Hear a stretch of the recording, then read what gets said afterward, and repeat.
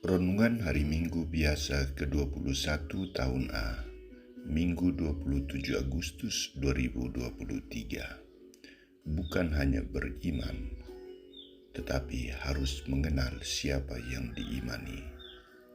Bacaan pertama diambil dari kitab Nabi Yesaya bab 22 ayat 19 sampai 23.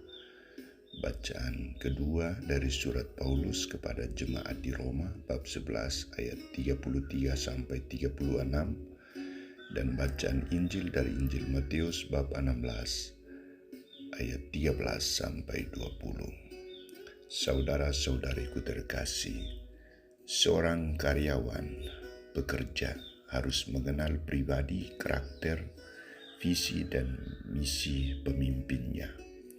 Proses pengenalan ini akan membantu karyawan itu untuk bekerja, melaksanakan tugas dan tanggung jawab sesuai aturan yang berlaku dan berdasarkan arah dasar yang ditetapkan oleh pemimpinnya. Para pekerja itu juga akan diberi wewenang, kuasa untuk melaksanakan pekerjaan sesuai dengan arah dasar pemimpinnya. Saudara-saudariku terkasih, bacaan suci hari ini berbicara tentang kuasa yang diberikan Allah kepada setiap orang untuk melaksanakan tugas pelayanannya. Nabi Yesaya menampilkan sikap Allah untuk memberhentikan Sebna dari jabatannya karena ia tidak bertanggung jawab dalam tugas pelayanannya. Ia tidak memperhatikan rakyat, tetapi hanya memegahkan dirinya. Maka Allah memberikan kuasa baru, tugas baru kepada Eliakim bin Hizkia.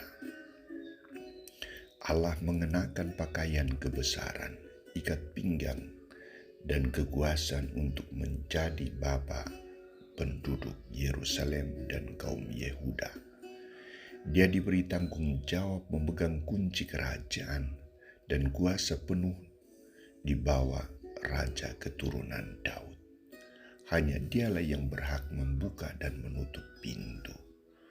Hanya melalui dia para tamu kerajaan bertemu dengan sang raja.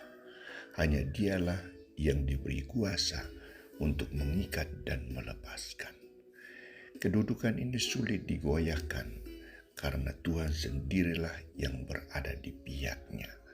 Tuhan yang memilih, Tuhan yang memberi. Saudara-saudariku terkasih, ketika dalam perjalanan Yesus bersama para murid, Yesus menampilkan sebuah dialog dengan murid-muridnya. Dialog yang dibuka dengan pertanyaan, menurut kata orang, siapakah aku ini?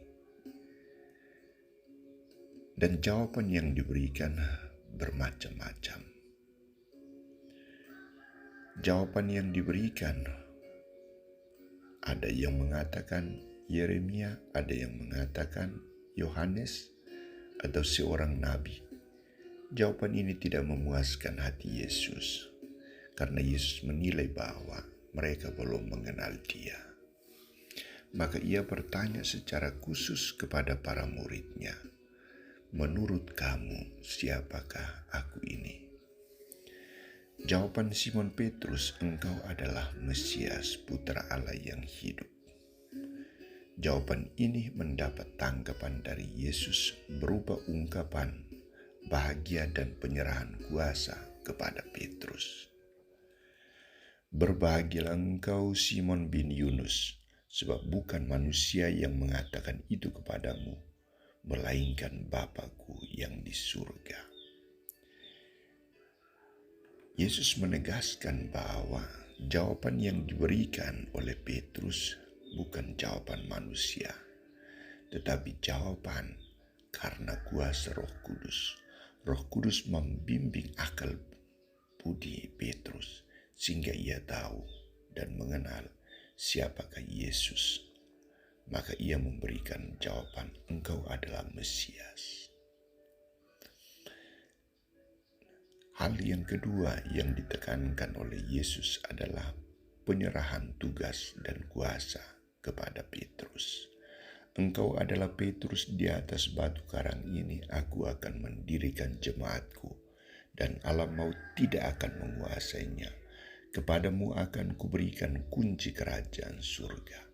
Apa yang kau ikat di dunia ini akan terikat di surga, dan apa yang kau lepaskan di dunia ini akan terlepas di surga.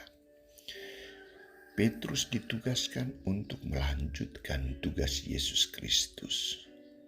Tugas ini sama dengan apa yang diberikan oleh Allah pada zaman dahulu atau yang dikisahkan dalam bacaan pertama. Allah memberikan tugas baru, kunci kerajaan, kepada Eliakim bin Hizkia. Demikian juga Petrus. Petrus ditugaskan oleh Yesus untuk menjadi fondasi kekuatan iman bagi umat yang percaya kepada Kristus dan pemegang kunci kerajaan surga.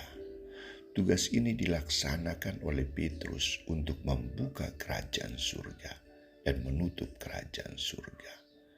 Melalui kuasa yang diberikan ini, Petrus mewarisi kuasa Yesus dan melaksanakan tugas dan misi perutusan Yesus. Saudara-saudariku terkasih, kita juga memiliki tugas tanggung jawab yang sama. Sejak kita dibaptis, kita diberi wewenang untuk menjadi imam, nabi, dan raja. Kita diberi tugas untuk melayani sesama dan melayani Allah. Kuasa ini kita terima sejak kita dipermandikan.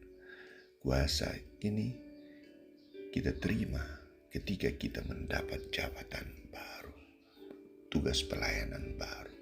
Maka mari dengan sungguh-sungguh kita berusaha untuk memaknai, menghidupi, dan melaksanakan tugas tanggung jawab itu secara sungguh, taat, setia, dan mau berkorban untuk mewujudkan misi perutusan Allah.